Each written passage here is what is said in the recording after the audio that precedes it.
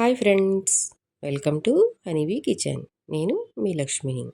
ఈరోజు నేను తయారు చేసిన రెసిపీ వరినొక ఉప్మా అండి. దీనిని బియ్యం రవ్వ ఉప్మా అని కూడా అంటారు.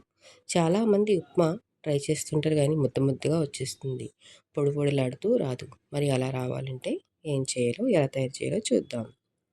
ముందుగా స్టవ్ మీద ఒక పాన్ పెట్టుకొని అందులో ఆయిల్ వేసుకొని ఒక గ్లాస్ రవ్వ తీసుకొని వేయించుకొని పక్కన పెట్టుకుందాం.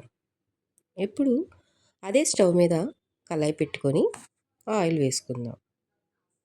ఆయిల్ హీట్ ఎక్కిన తర్వాత పోపు దినుసులు వేసుకుందాం. పచ్చిశనగపప్పు, మినప్పప్పు, ఆవాలు వేసుకొని ఒకసారి కలుపుకోవాలి.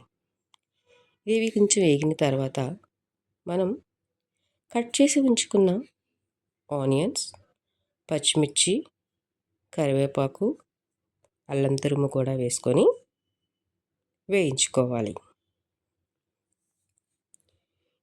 ఇవి కొద్దిసేపు వేయించుకున్న తర్వాత మనం ముందుగా కట్ చేసుకున్న టమాటాస్ కూడా వేసి వేయించుకుందాం. టమాటాస్ అనేది ఆప్షనల్ అండి, మీకు నచ్చితే వేసుకోండి, లేకపోతే లేదు.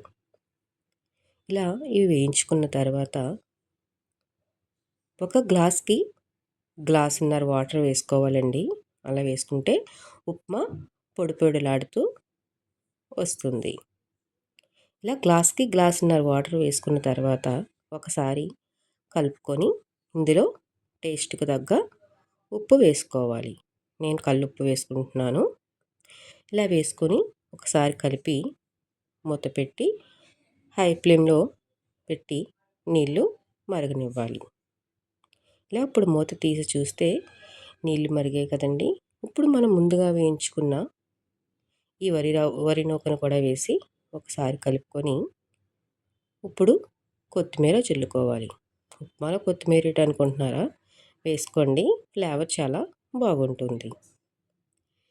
కొత్తిమీర కూడా వేసుకున్న తర్వాత మూత పెట్టుకొని 15 మినిట్స్ పాటు లో ఫ్లేమ్లో ఉడకనివ్వాలి.